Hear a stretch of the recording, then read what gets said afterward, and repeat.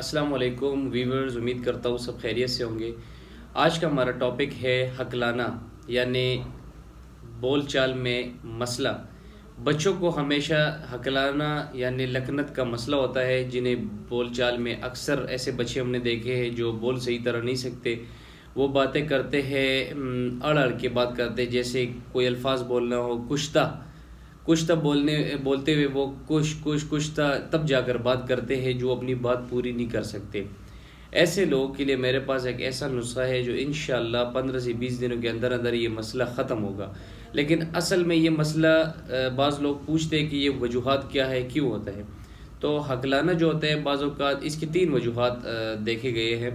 कुछ जेनेटिक होते हैं, मतलब जिनके ख़ानदानी चलता आ रहा हो, वालिदैन में से किसी को हो या दोनों को हो। बाज़ बच्चों को बचपन में डराया जाता है, उस डर की वजह से उन्हें बोल चाल में मसला होता है। और तीसरा वजह ये होता है जो बच्चे बचपन से जिनके दिमाग में कोई ऐसा मसला हो, यानी कि वो बिल्कुल सादे हो या बात नहीं सुनता हो या उनके कान का मसला हो, उनके सुनने में मसला हो उनको, ऐसे बच्चों को भी हकलाने का मसला होता है। अब हकलाने का जो बीमारी है ये वक्त के साथ साथ बाज़ बच्चों का ख़त्म हो जाता है, बाज़ लोग रह जाते हैं, वो जवानी में भी इस बीमारी के शिकार होते हैं। सबसे पहले तो मुझे बचपन में हुआ था कुछ टाइम तक, फिर मैंने जो नुस्खा इस्तेमाल किए हैं अल्हम्दुलिल्लाह अब मैं ठीक तरह से बातें करता हूँ।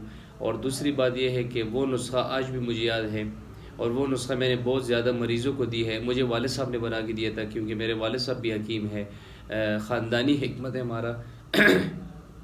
तो यही नुस्खा अब मैं आप लोग को बताने जा रहा हूँ। ये आज़मूदा नुस्खा है, बहुत ज़्यादा लोगों को शिफा मिले, मुझे भी शिफा मिले अल्हम्दुलिल्लाह।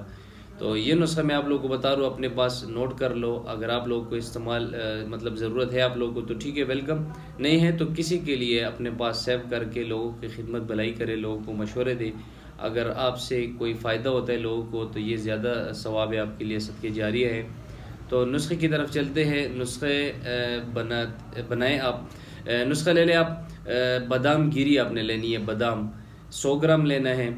और मिश्री, जो काबली मिश्री जिसे कहते हैं, ये आपने लेना है 100 ग्राम। और काली मिर्च जो सालन में यूज़ होता है, ये काली मिर्च जो होती है छोटी छोटी, इसकी आपने लेनी है 50 ग्राम। ये तीनों चीज़ें आपने लेना है, इनको ग्राइंड करना है, पाउडर करना है। फिर इसकी सुबह शाम आधी चम्मच दूध के साथ लेना है। इसको पानी के साथ नहीं लेना होता है, इसको दूध के साथ लेना होता है। ये नुस्खा बच्चों को भी दे सकते हैं, बड़े लोग जिनकी उम्र 20, 30, 35 साल है, जिनको हकलाने का मसला है, वो लोग भी ये नुस्खा इस्तेमाल कर सकते हैं। ये आज़मूदा नुस्खा है, गारंटी के साथ। इंशाल्लाह लकनत हो, बोलचाल में मसला हो, जिस किस्म का भी हो, ये आप अपने पास नोट कर ले, इसको बना ले, यूज़ कर ले। इंशाल्लाह इसके साथ ये मसला ख़त्म हो जाएगा।